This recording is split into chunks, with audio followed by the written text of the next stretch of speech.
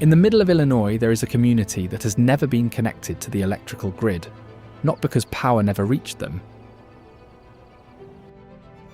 because for 160 years, every generation has looked at the modern world and decided once again to let it pass. They can raise a full barn in a single day with no power tools. And they call everyone outside their farms the English, whether your family ever saw England or not, and they are only the first riddle. Along the Mississippi sits a town with an Illinois phone number and a Missouri mailing address, because the river moved and the border didn't. Another river was forced to run backwards in 1900, and it never turned around. Time behaves strangely here. Twice a year, at dawn from one exact spot, the sun rises straight out of a man-made mountain. That is not an accident.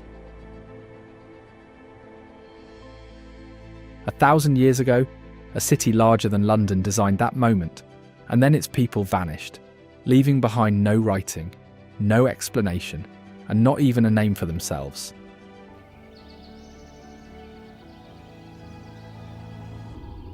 This is Illinois.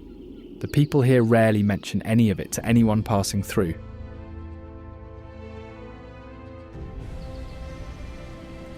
But in the far south stands a house they could never stay quiet about. For nearly a century, the dare was always the same. Spend a single night on the third floor. Almost no one ever lasted until morning. Before this journey ends, you'll see why.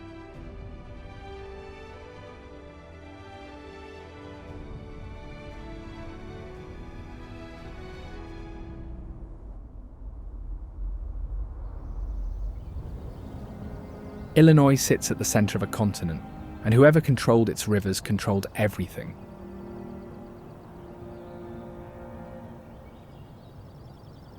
France built 3 forts at Fort de Chartres, each meant to anchor an empire, each beaten by the river.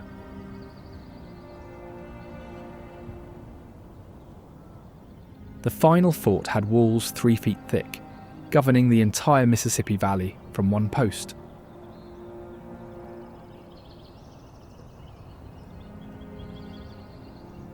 Britain took it, then left 7 years later when the river collapsed its south wall.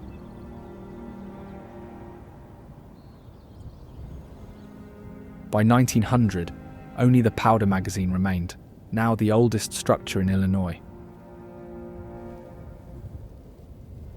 Some communities proved harder to uproot than any empire, and Arthur is proof of that. The oldest and largest Amish settlement in Illinois holds thousands of people, no electrical grid, and no plans to change. Furniture is built by hand, farms run without machines, and the choice to stay is made every generation. A full barn goes up in a single day, with dozens of neighbours and no power tools. The Illinois Amish Heritage Center documents 160 years of that life, uninterrupted since 1864.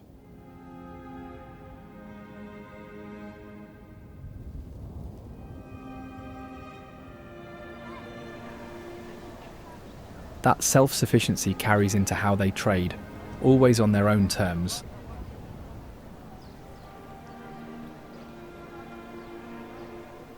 Horse and buggy auctions here draw buyers from several states, all after hand-built vehicles found almost nowhere else.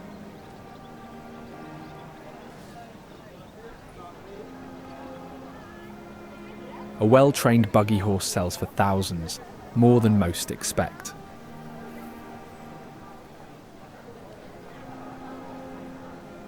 Bidding is loud, outsiders are welcome, and the quiet outside makes it all feel stranger.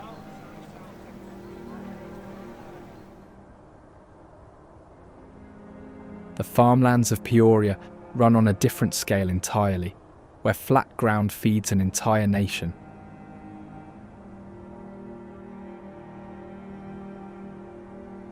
From above, the land reads like a blueprint, perfect circles, straight rows, showing solid blocks of corn and soybean.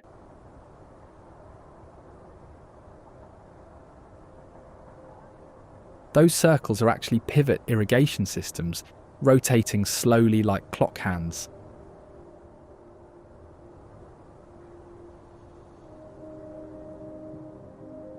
Illinois soil has been farmed for 2 centuries and still ranks among the most productive anywhere.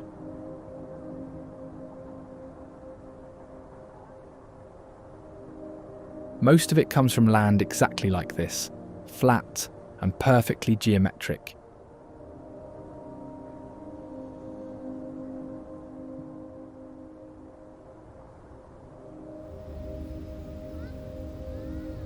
The city beside it all carries its own stubborn identity.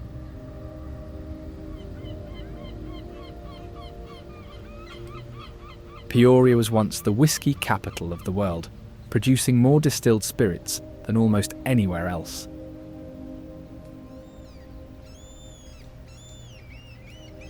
It also became America's unofficial test market, and if something sold here, it sold everywhere.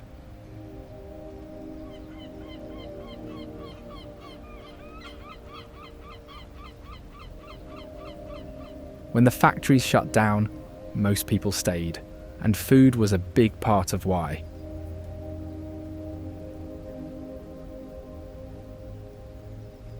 Locals argue over the best pork tenderloin sandwich, like it is a matter of public record.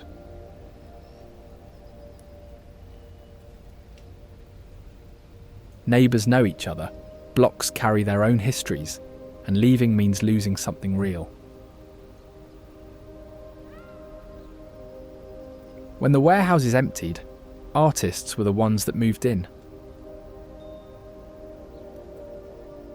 7 connected brick buildings became one of the most unexpected art spaces in the Midwest.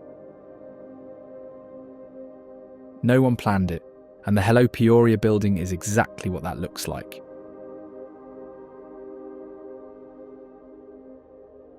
Every surface is different. Murals on the facades, sculptures inside, found objects where glass used to be.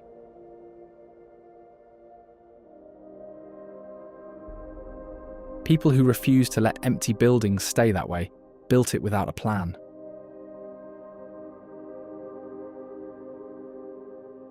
No curator approved the layout, and no budget dictated what went where. A lighthouse built after the Great Lakes' deadliest shipwreck waits just ahead, proof that water here has never been safe.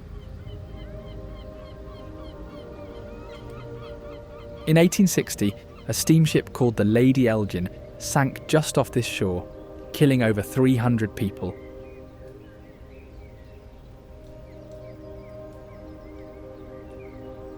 Chicago's smoke swallowed the harbour light, so the marker moved 13 miles up the shore.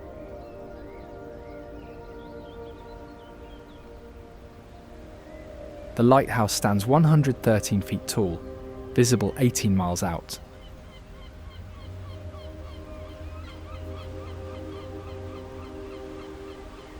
It was the first Great Lakes lighthouse named a National Historic Landmark, and the light still burns.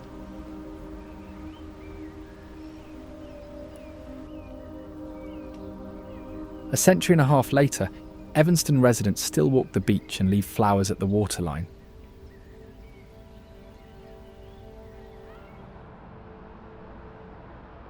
A 9-sided temple rises 165 feet above Lake Michigan, the only Bahá'í house of worship in North America.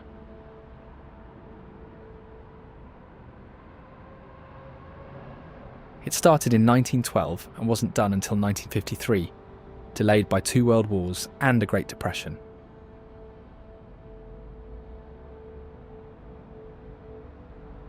No government paid for it, and every dollar came from individual donations worldwide.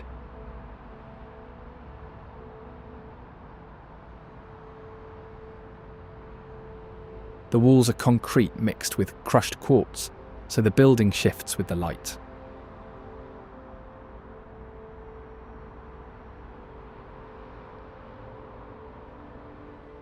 "6 years earlier, a young Abraham Lincoln was finding his footing in a small river town that no longer exists. New Salem lasted barely a decade before the river failed and everyone left. Lincoln spent 6 years here as a clerk, postmaster, and soldier before his first political win. The town was rebuilt in the 1930s on its original foundations, with 23 log buildings raised from memory. Visitors walk the same dirt paths between the same structures, and the bluff above the Sangamon looks exactly as Lincoln left it.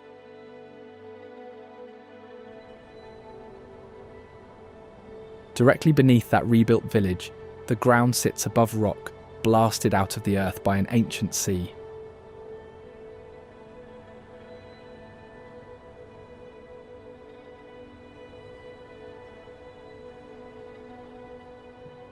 Thornton Quarry is one of the largest excavations on the planet, visible from space with an interstate running through it on a dike.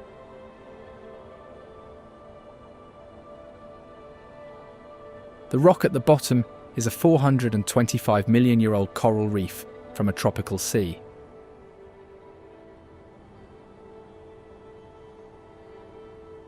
What started as a stone quarry now doubles as Chicago's flood control system.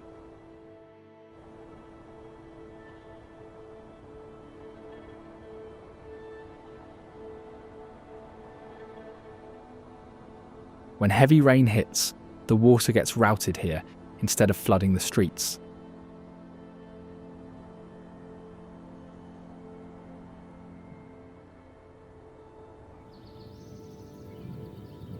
The chambers hold billions of gallons of stormwater, just as a glacial flood once carved, starved rocks bluffs.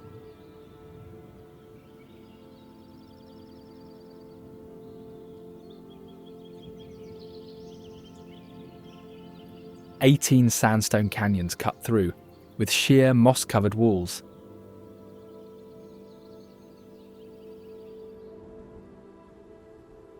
"14 waterfalls run through those canyons after rain and freeze solid in winter.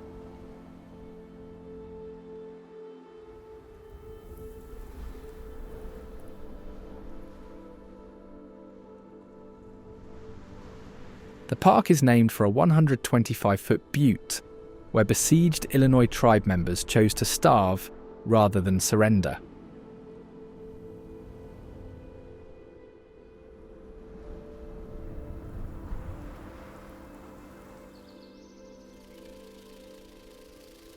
That butte still stands, right in the path of one of Earth's longest insect migrations.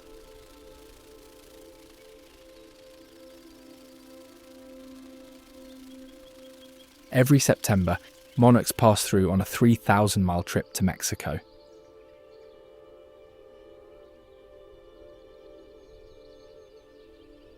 No single butterfly completes the full round trip, yet each generation finds the same forests their ancestors used.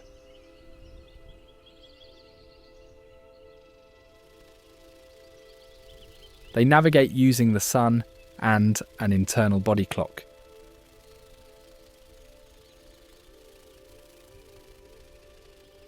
Here, they fuel up on wildflowers before pushing south.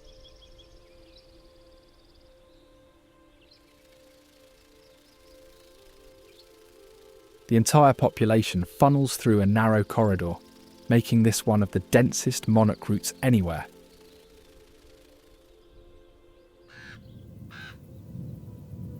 Illinois' state insect, gone every winter, back every spring, while a red-tailed hawk works those bluffs year-round.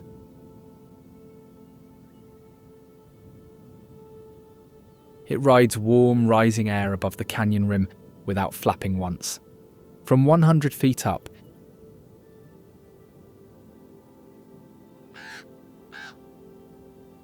it can spot a mouse. That scream in every movie with a soaring eagle is actually this hawk's call.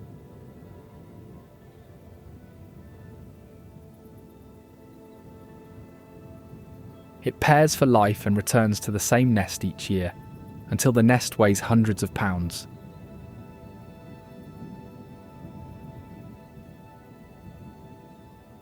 The open river valley below is perfect hunting ground, with exposed bluffs and small animals with nowhere to hide.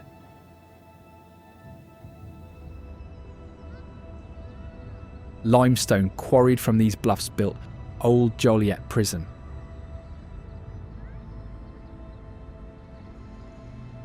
Prisoners built it themselves, cutting the same limestone into walls, 25 feet tall.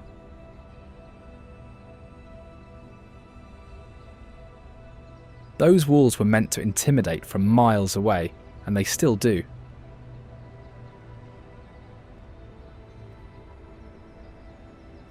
It held inmates for 144 years through riots, executions, and brutal conditions.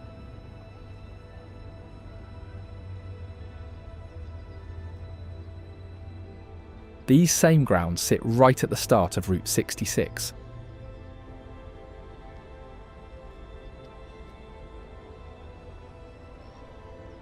The Blues Brothers filmed their opening scene at the front gate, and that gate still stands.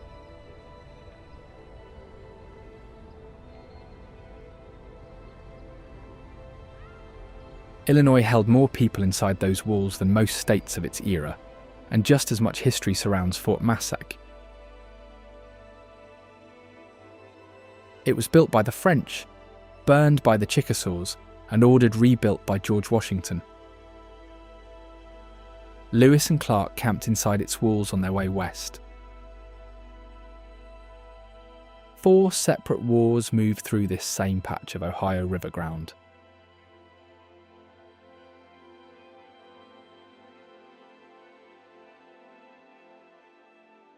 The reconstructed compound still stands above the water, its blockhouses and stockade framing a sky that has seen more history than most of the continent.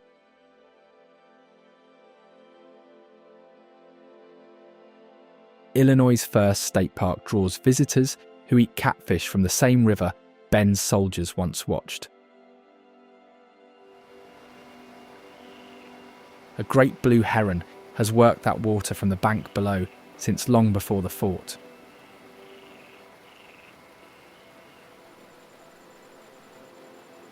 It stands motionless in the shallows, sometimes for an hour, waiting for one fish. Then, in under a second, it strikes faster than the eye can follow.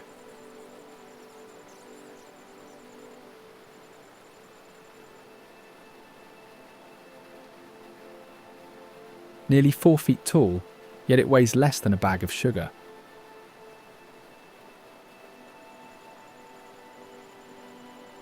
Nesting happens in colonies high in trees, sometimes hundreds of pairs sharing one wood.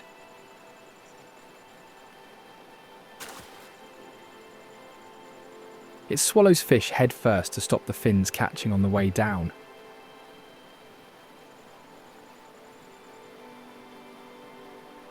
Unlike most large birds, it stays through the Illinois winter and never leaves. In the deep water beneath it, something much older and far larger has been returning to these same channels.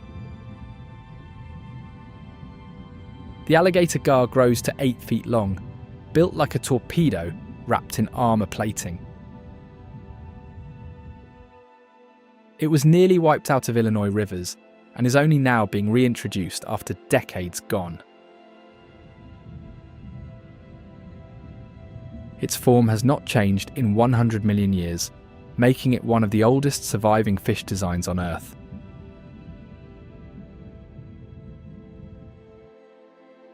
Across the Mississippi, a city once ran on that same river energy and has been losing people ever since.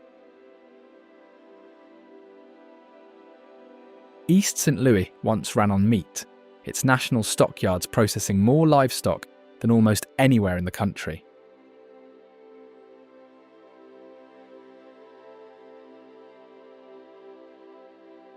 At its peak, it held 80,000 people, and today fewer than 18,000 remain.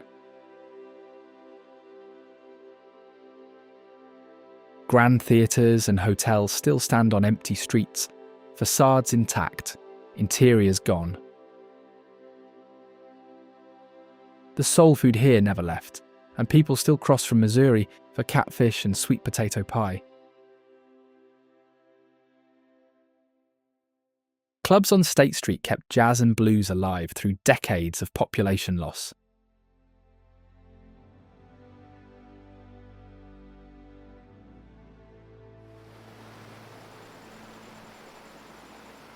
Where the stockyards once unloaded, muskrats have made the bank their own.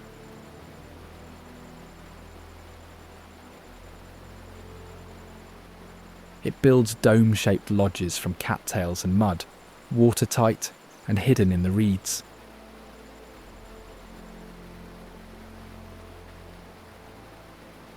Most of its life is spent in the water, rarely coming ashore.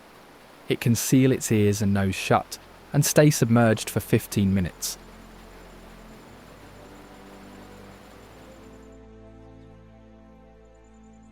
A single one can build an entire lodge in a night.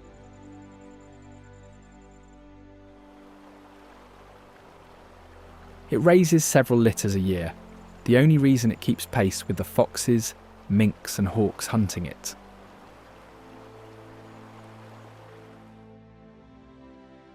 A former senator once offered free quarry land, and the stone village of Elsa rose from that deal. 48 stone cottages went up in a narrow ravine and have barely changed since the 1860s. It was the first entire village in America on the National Register of Historic Places. Residents hang washing on the same dry stack walls their great-grandparents set.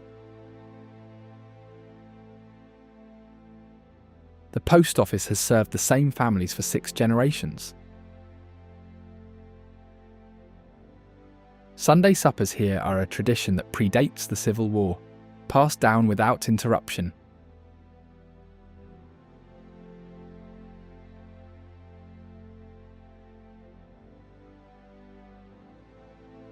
What's left of a far older city sits alone on an island all its own.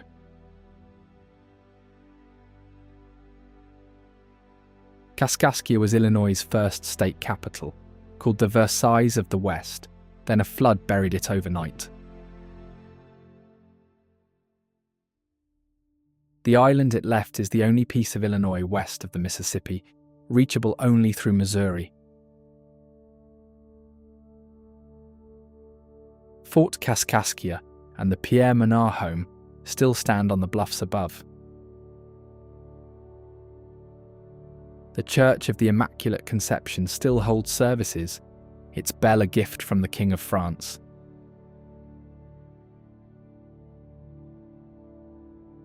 Fewer than 100 people live here, fishing, gardening and gathering at that church.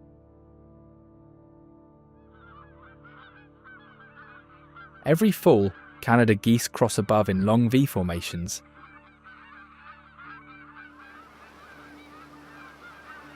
They use the Mississippi backwaters as a rest stop on migrations spanning thousands of miles.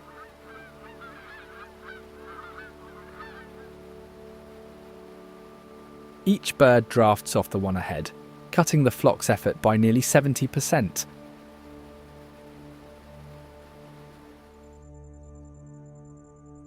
They mate for life, and if one is injured, the other stays.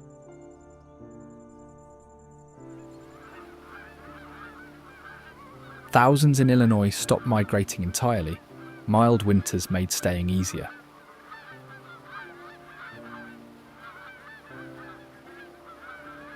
On the ground, they are aggressive enough to chase off dogs and people.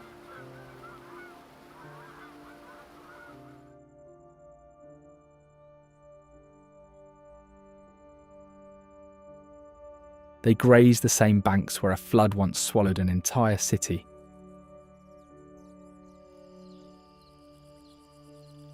On the logs below, the painted turtle lines up in the sun and holds perfectly still.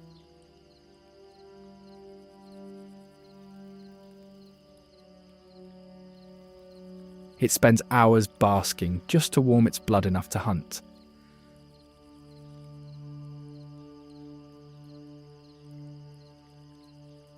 That red and yellow shell is not decoration. It tells predators this turtle tastes foul.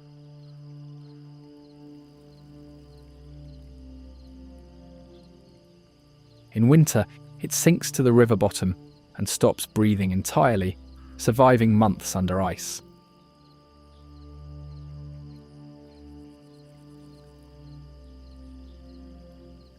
Baby painted turtles can freeze solid overnight and still hatch in spring.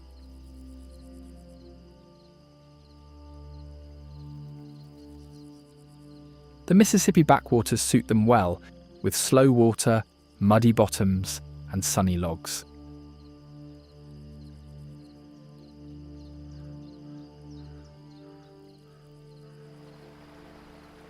River otters reclaimed this stretch in the 1990s, and the turtles noticed. Wiped out from Illinois entirely, otters were reintroduced and spread fast. They swim at 8 miles per hour, enough to run down almost any fish here.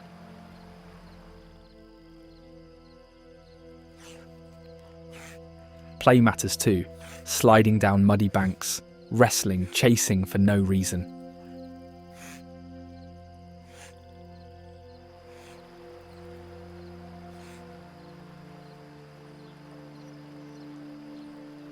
For young otters, every chase is practice, and that's how they learn to hunt.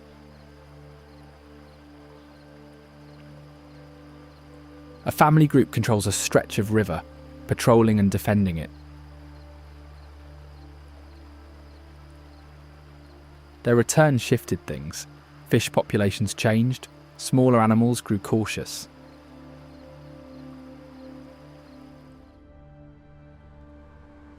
Nearby sits Thornton, a city that changed history more than once. 3 great rivers meet here, one of the most strategic spots on the continent.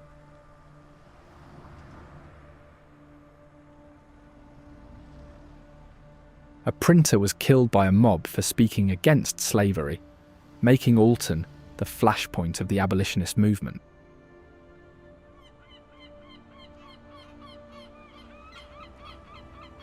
Lincoln and Douglas held their final debate here, the biggest crowd of the whole series.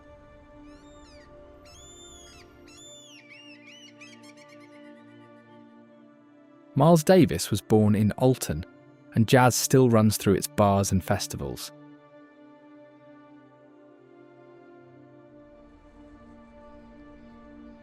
Fridays bring fish fries with river-bottom catfish, alongside a German baking tradition that never faded.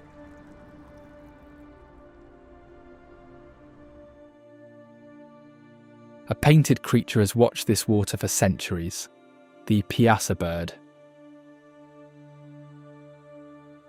Part eagle, part deer, part fish, with horns and a long tail, nothing like any real creature. The Eleni had warned for generations that it would kill anyone who passed beneath it. Quarry workers blasted the original off the cliff in the 1840s, but the legend outlasted the rock. A 22 by 48 foot painting was restored on the same cliff face in 1999, facing the same river bend it always had. Older and far bigger than what inspired it, a city once stood nearby, all of it built by hand. Cahokia was larger than London at its peak, housing up to 20,000 people. Monk's Mound is wider at the base than the Great Pyramid of Giza, built without metal tools or the wheel. A ring of wooden posts tracked the sun so precisely it marked each equinox, America's own Stonehenge. Around 1400, the city was abandoned, no war, no disaster, just gone. It's a UNESCO World Heritage Site almost nobody has heard of.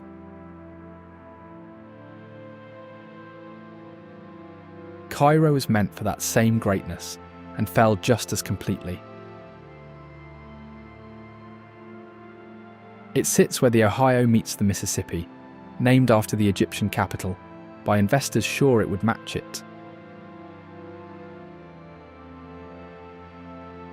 Mansions, an opera house, 15,000 people. Then the railroads shifted and the rivers flooded. Racial violence drove out nearly everyone, block by block, family by family. Those who stayed fished the rivers, grow their own food, and still gather for the same fish fries their grandparents did. Gothic church towers rise above the trees, mansions rot in overgrown gardens, and levees hold back two rivers.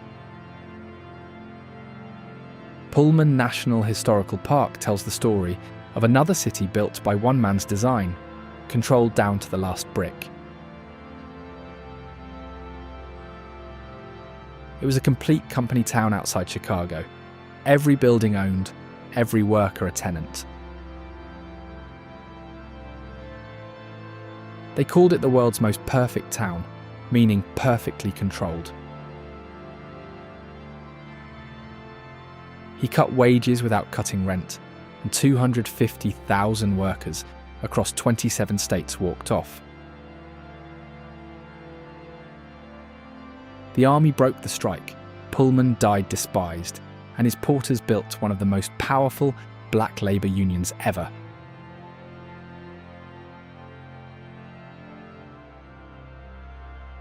Brick row houses and Hotel Florence still stand, where residents hold block parties, strikers once organised.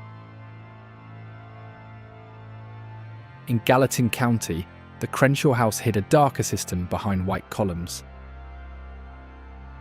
Illinois banned slavery, yet a salt baron built a secret third floor of 12 tiny rooms. Free black Americans were kidnapped, held there, and sold south, the only known structure built for that purpose.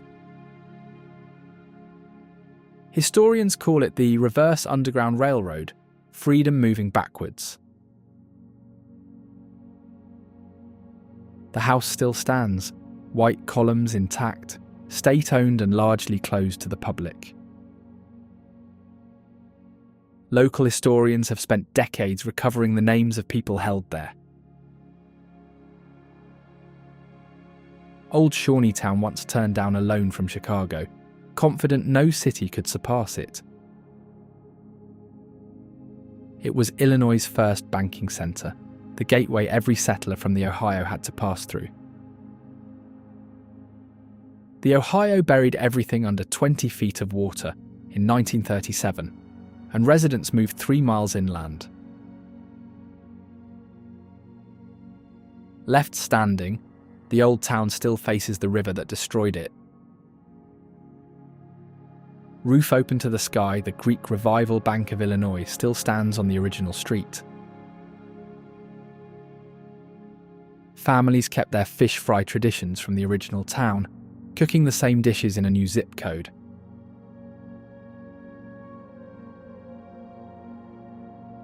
Hillview, further north, went quiet by a slower method.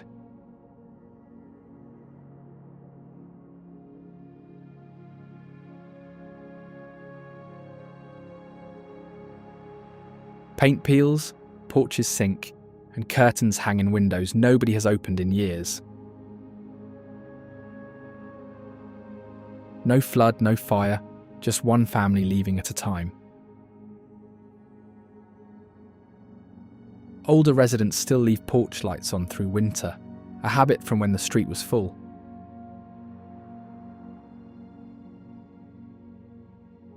Dallas City faded the same way, with a river to watch it happen. Steamboat workers docked so often that locals had one rule: close the blinds and wait for them to leave. Families packed Mississippi ice in sawdust to keep food cold through summer. Fried catfish was the staple until invasive carp took over the river. Most residents commute out but return every evening, because everyone knows your name, your truck, and your dinner. Storefronts face the river with cracked facades, quiet enough to hear the water from the middle of the road.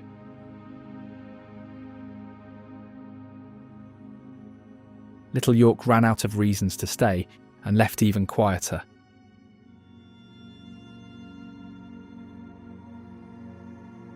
The flatlands are so flat that buildings don't collapse.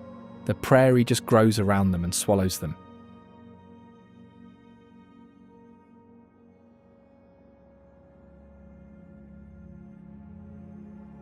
People left midlife here, furniture still inside, like they stepped out and never came back.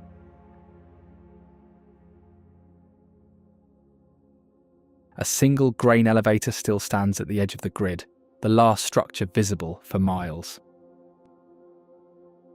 Pearl went the same route for a different reason entirely.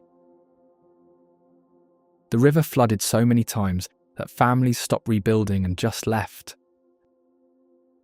A church still stands with its door open, as if someone expected to return.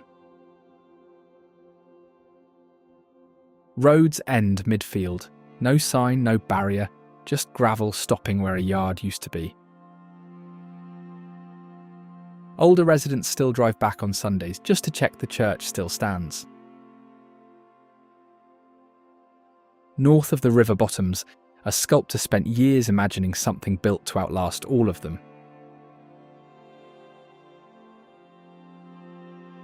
Standing 48 feet tall, the Eternal Indian is the second largest concrete monolithic statue in the world.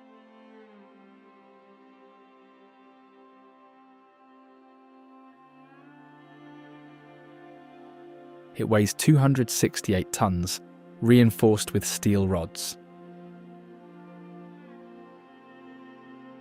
Its name honours all Native Americans, not one person. Lorado Taft conceived it during evening walks with his art colony, dedicating it in 1911. Wilmington carries its own kind of monument, the bones of a commercial town Route 66 once held together. The facades look solid, but step behind them and the interiors have collapsed.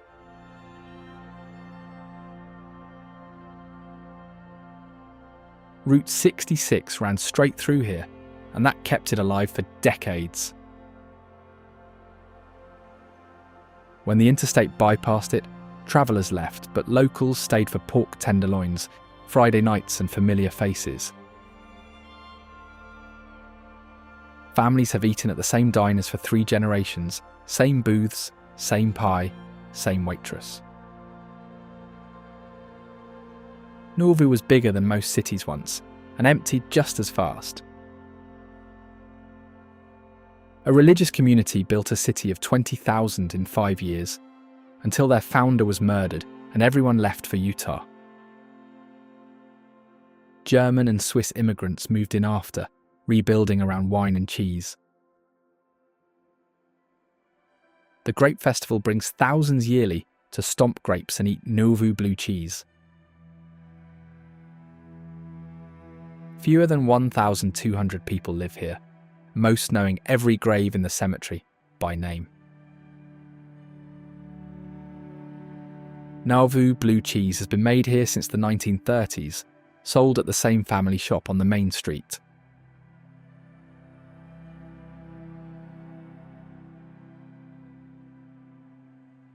High above the river bend, a white temple stands on that same hilltop. The original Nauvoo temple was burned by arson, then demolished, yet rebuilt on the exact same ground 150 years later. Sunstones and moonstones from that rubble still sit on the grounds today.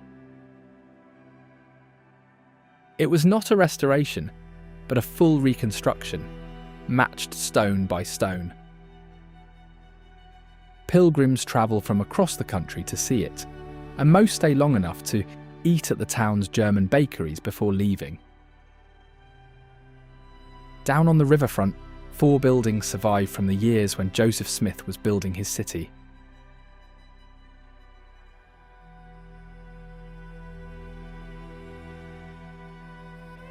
He arrived with almost nothing and ran a hotel from his own home to fund the city he had in mind.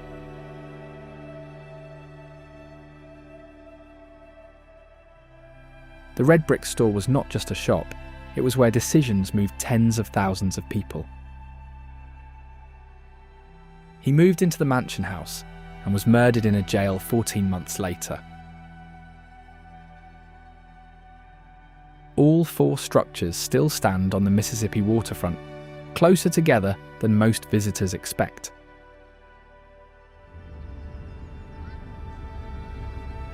Galena, far to the north, was the largest city in the state before Nauvoo ever broke ground.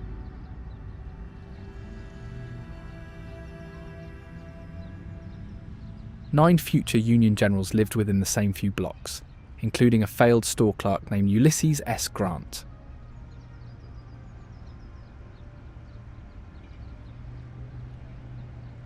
The lead ran out and railroads bypassed it, so 85% of Galena's buildings are now landmarks.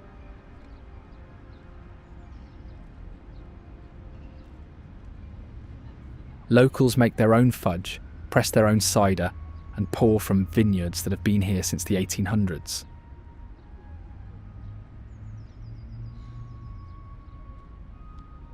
Families have lived on the same block for generations, treating downtown like a living room.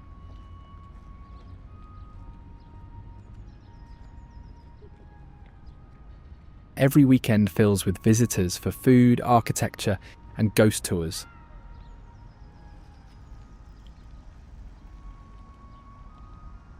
Residents hold the Galena Country Fair each fall, a tradition continuous since the lead mining era.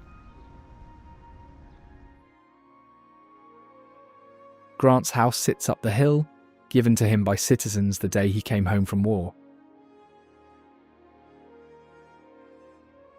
The parlour and 5 bedrooms are still furnished as they were in the 1860s. Nothing moved. He left this house a private citizen and came back one of the most powerful men in the world.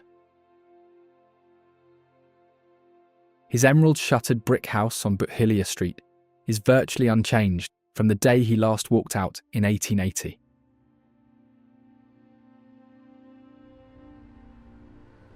Lincoln's house in Springfield tells a parallel story, a man who also left and also never came back.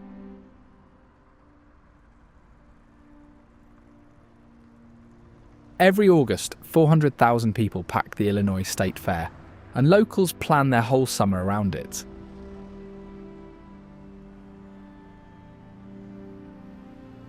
This city invented the horseshoe sandwich, open-faced meat, fries, and heavy cheese sauce. Lincoln is still everywhere here, in the courtroom, the family house, and Oak Ridge Cemetery. A city that remembers one man, this thoroughly tends to fold him into every corner of daily life, including the bar menus. 2 blocks from the old Legislative Hall sits the Lincoln Home National Historic Site. Right here on 8th Street, it preserves the only house Lincoln ever owned, kept for 17 years. Still furnished as it was, right down to the wallpaper and the children's toys.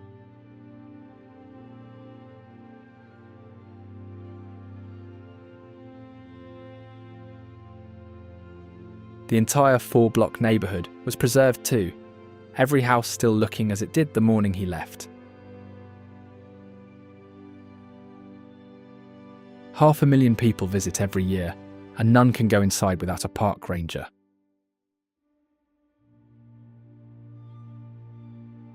A 13-day train ride from Washington brought him back to Oak Ridge Cemetery.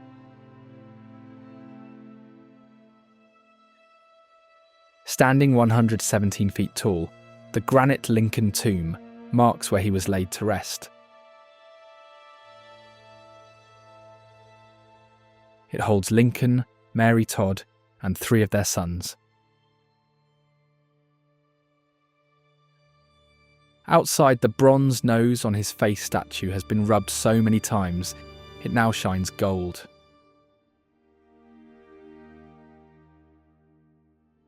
Moved 17 times, his body now rests under 10 feet of concrete to prevent theft. His career began at the old state capitol, where his most defining words were delivered. Here, Lincoln delivered his house-divided speech, warning the country could not survive half slave and half free. Nearly everyone who heard it called it a career-ending mistake. 7 years later, his body lay in state in that same room. It was later disassembled brick by brick and rebuilt exactly as it looked in Lincoln's time.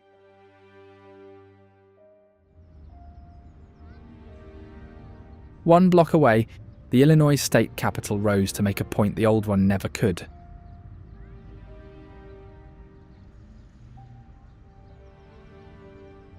Its dome rises 361 feet, taller than the one in Washington.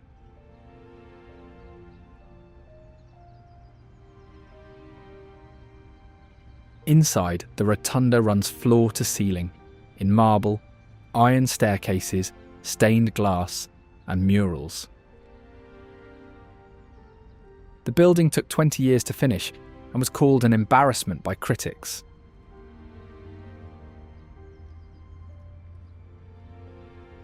Seven governors have been sent to prison since it opened, more than any other state capital in the country.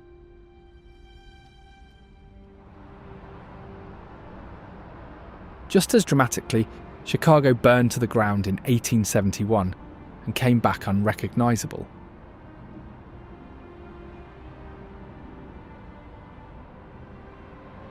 It swept the rubble into Lake Michigan, extended its own shoreline, and invented the skyscraper in the process.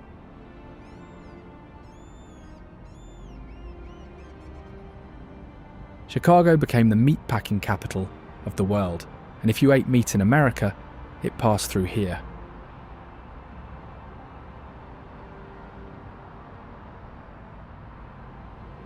Delta blues arrived by train and came out as Electric Chicago Blues, shaping nearly every genre after.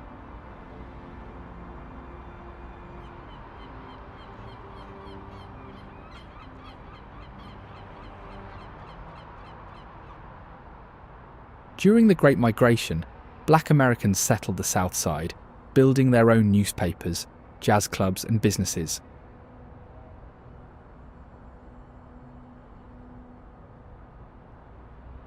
Ordering ketchup on a hot dog is a social offence, and deep dish takes 45 minutes to bake.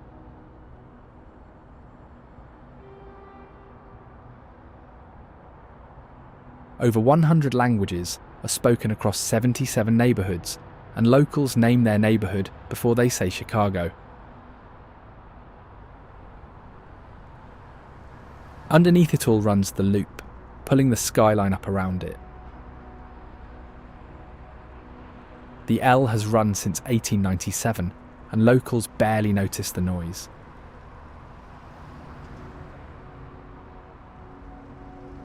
Below sits the Pedway, an underground tunnel that lets thousands cross downtown without touching winter.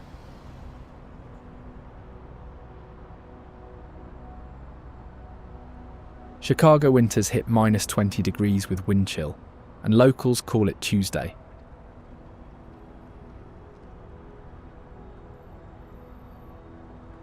In 1992, a construction crew flooded the Pedway, drowning building basements.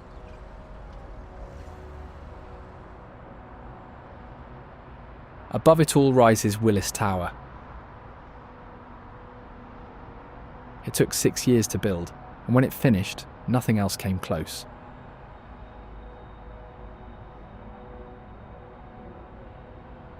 For 25 years, it held the title of tallest building on Earth.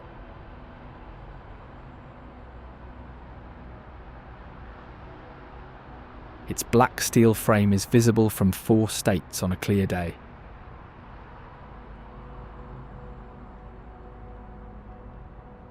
The frame sways in strong wind, and engineers designed it that way on purpose.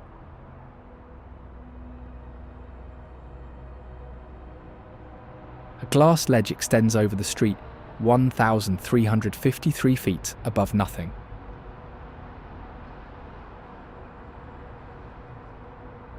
Far below, the Chicago Riverwalk lines the river's banks.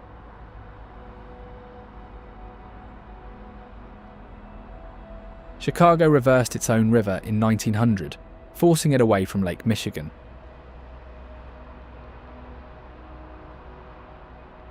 The reason was sewage, and the city chose to rewrite nature rather than fix its pipes.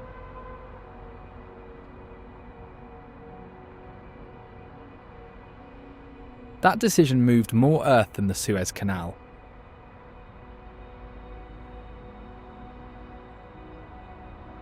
Today, it is a mile-long walkway lining those same banks beneath some of America's most photographed buildings. The water is cleaner now than it has been in a century, and long-missing fish are coming back. Once a year, that river becomes the centerpiece of a strange tradition.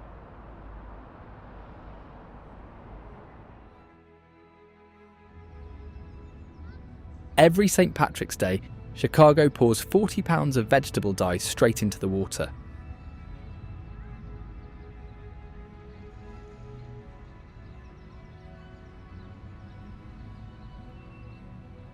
Within an hour, the whole river runs emerald for 5 hours.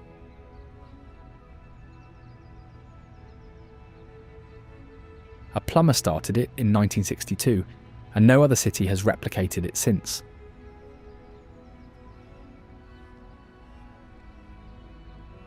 The dye is environmentally safe, and the fish don't seem to mind.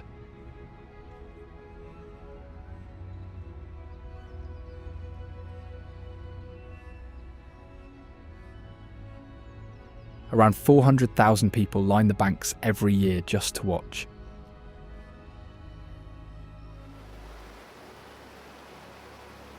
At the river's eastern end, a single white lighthouse has been marking this harbour since 1832.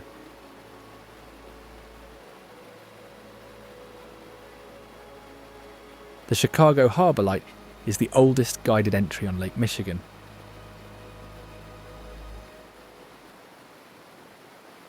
The current tower went up in 1893 and never stopped working.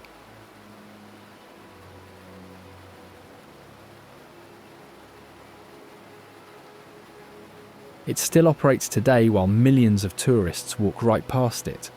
In a city that tears things down, this small tower has outlasted almost everything.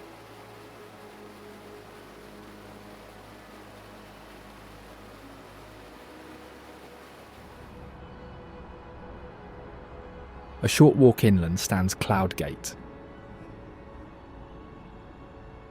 It weighs 110 tons with not a single visible weld across its surface.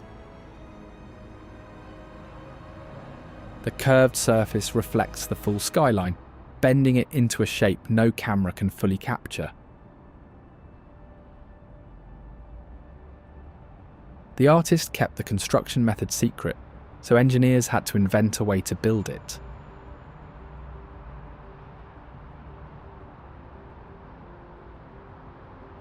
Just south of it sits the Clarence Buckingham Memorial Fountain.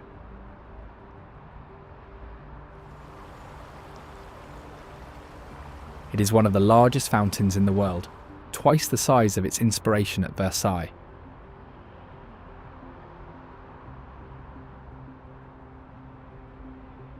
Nearly 200 jets push water across 4 tiers of bronze seahorses.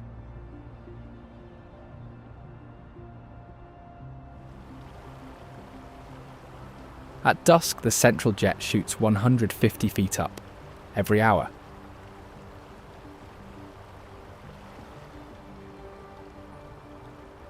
This spot marks the eastern end of Route 66, running all the way to Los Angeles.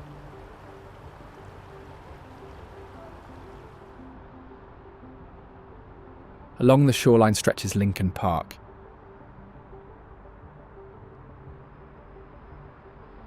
It runs the full length of Chicago's north side, the biggest green space in the city. Originally a cemetery, the city built over it in the 1860s.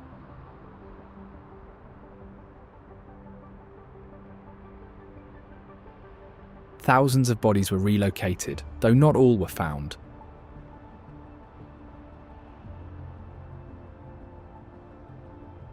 Inside sits the oldest public zoo in America, free every day since 1868.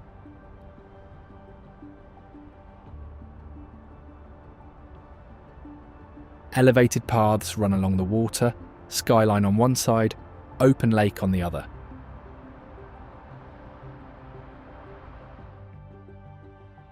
Chicago has a very specific opinion about what comes after a long walk, and it will not let the question go unanswered.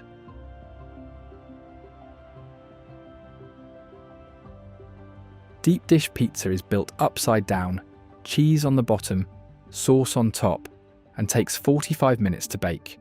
It arrives like a casserole and you eat it with a fork. The Chicago hot dog has 7 specific toppings, and ketchup is not one of them. Not ever. Italian beef is thin sliced meat soaked in its own juice, stuffed into bread and handed to you dripping. No two neighbourhoods agree on which version is best, and that argument is part of the meal. Southern Illinois holds a valley that put its own faith in water as the cure for everything.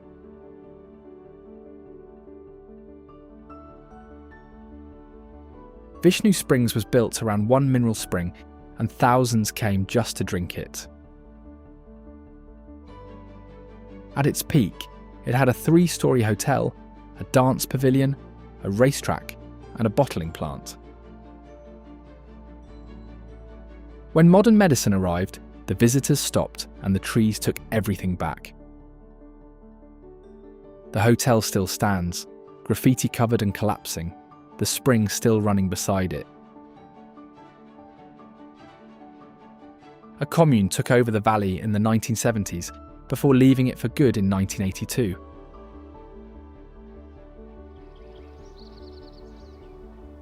Through the wetland grasses moves one of Illinois' rarest rattlesnakes, the Massac.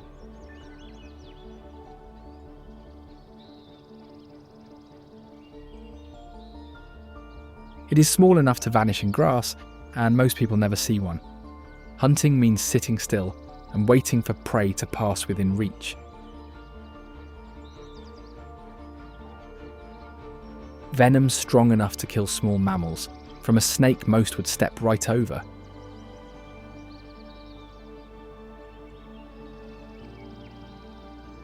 As wetlands shrank, so did this snake, and this valley is one of the few places it holds on.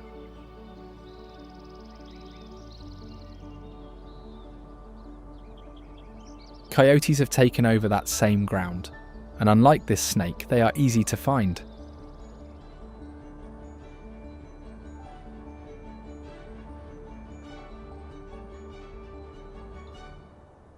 They move through abandoned neighbourhoods at dusk, using empty lots the way other animals use forests. Reading traffic lights came naturally, crossing on red and waiting on green.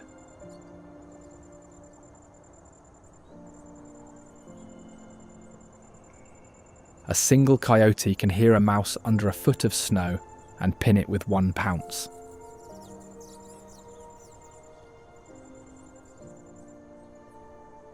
Urban ones live nearly twice as long as rural ones, and they raise pups in cities too.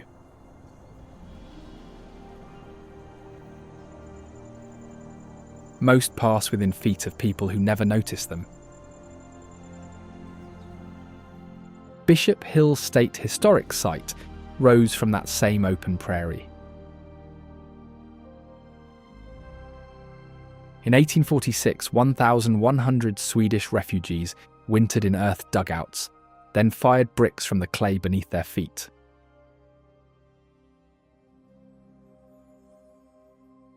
Within a decade, 20 communal buildings stood around an open square. Their leader was shot dead 4 years in, the commune dissolved, and the village went quiet. Many buildings are still occupied by descendants, and the Midsummer Festival draws Swedes from across the Midwest.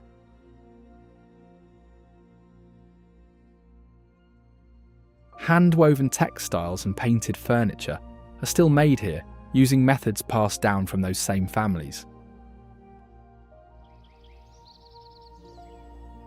Through all of it, the northern cardinal has never left, and it has been Illinois' state bird since 1929.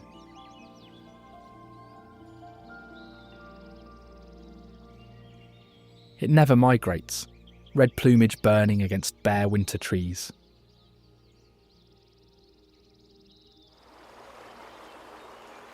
Both male and female sing, trading calls back and forth from separate perches. The female sings louder during nesting, signalling exactly when and what food to bring.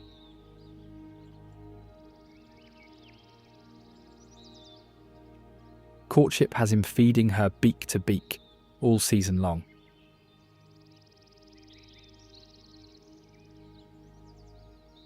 Same territory, same trees, same pair, year after year.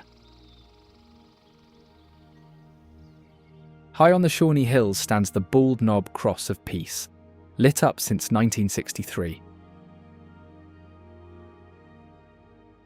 A 111-foot white cross sits on the highest point in the region, visible for nearly 50 miles at night. It started with 250 people on a bare hilltop at Easter sunrise.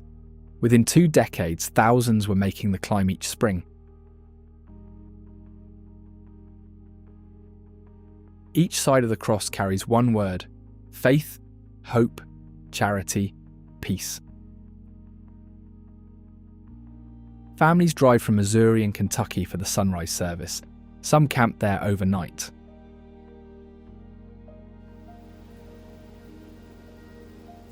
A missionary once looked into that valley below and called it Egypt, becoming the Lake of Egypt.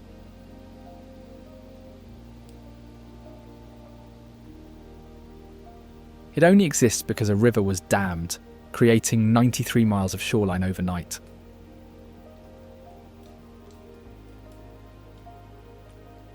Water from a nearby power plant stays warm year-round, making it one of the state's best winter fishing spots.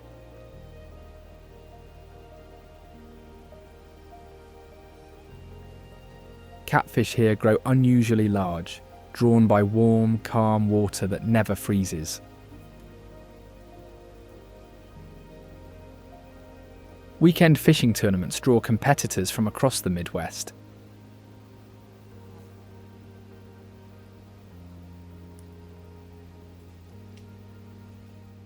Wild turkeys move through the forest floor at dawn below those hills.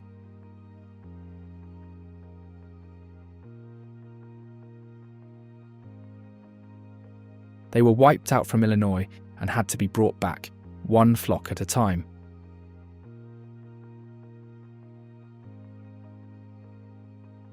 Recovery went so well that thousands now roam the Shawnee Hills year-round. Males in spring fan their tails and drum loud enough to carry across the whole forest.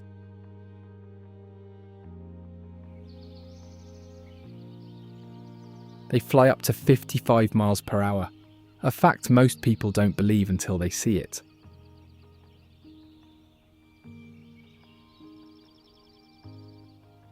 At night they roost high in trees, out of reach from what hunts them.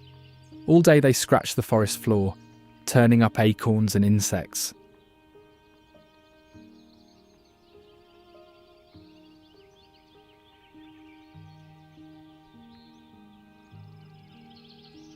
After dark, a bobcat claims the same rocky ground, and almost nobody ever sees it. It hunts alone, covering up to 12 miles in a single night and leaving almost no trace. Quietly, it slipped back into the rocky Shawnee Hills without most people noticing.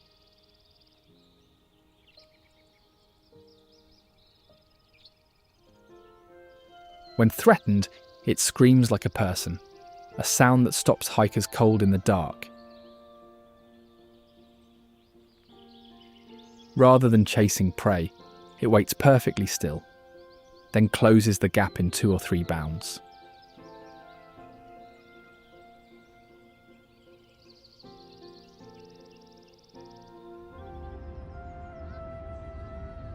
Wakonda sits beside Bangs Lake, named by the Potawatomi for spirit water.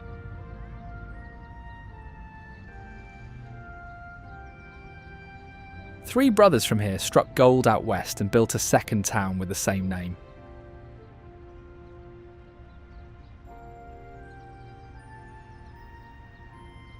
Bangs Lake pulled people in for 2 centuries, and most never left.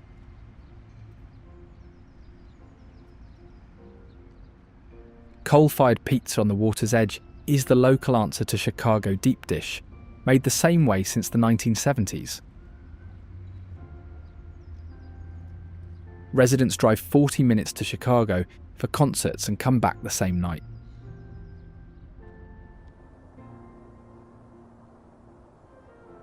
Just outside town, a 70-acre bog is one of the rarest ecosystems left in Illinois.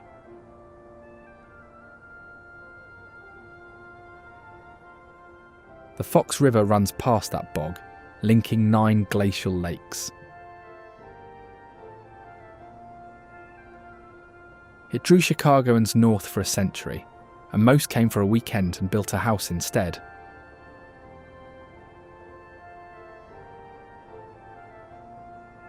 This is the largest connected natural lake system in Illinois, all linked by one moving river. On summer weekends, the water fills so thick with boats it looks like a parking lot.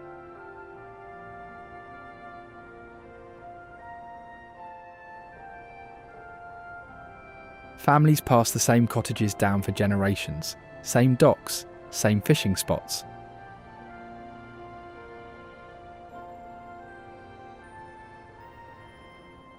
The river runs 202 miles, one of the longest in the state, yet most people have never heard of it. It ends quietly, slipping into the Illinois River.